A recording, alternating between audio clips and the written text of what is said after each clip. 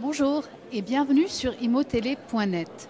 Dans le cadre de notre thématique consacrée à la qualité de vie au bureau, nous avons rencontré Gilles Eudes, directeur de la communication de l'ANACT, et l'avons interrogé sur l'intervention de l'ANACT en matière d'amélioration de la qualité de vie au bureau.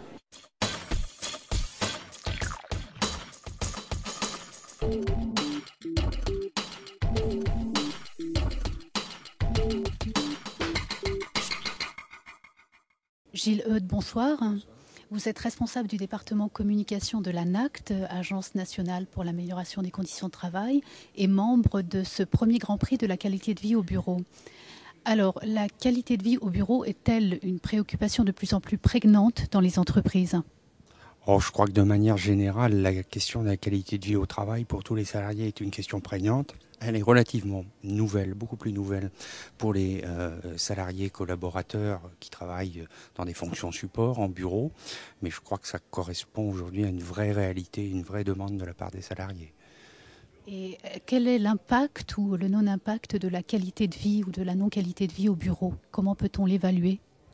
Alors, je crois qu'il est important de souligner que la qualité de vie au bureau, c'est aussi un moyen de reconnaissance sociale, de reconnaissance pour les salariés. Il y a bien entendu la reconnaissance salariale, mais pas seulement.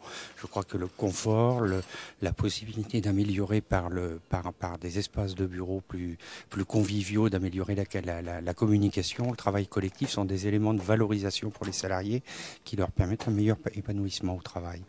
Quant à l'évaluation, je crois que c'est la plus grande disponibilité, la plus grande motivation, la plus grande insertion dans les projets de l'entreprise qui permettent aujourd'hui de dire que, en termes d'évaluation, toute action d'investissement, d'amélioration de la qualité de vie au bureau est un plus. Et comment l'ANACT peut-elle intervenir pour aider les entreprises ?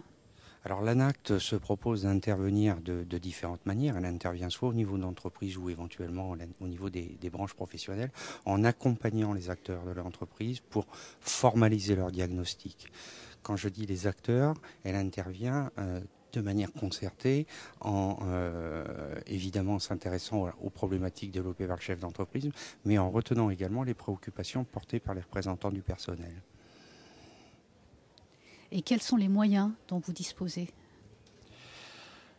Les moyens, ce sont essentiellement une agence qui compte 270 collaborateurs actuellement, qui est une agence de type établissement public, donc une mission de service public, donc une intervention qui est en général gratuite, qui se fait effectivement à partir d'une demande élaborée conjointement par l'ensemble des acteurs de l'entreprise.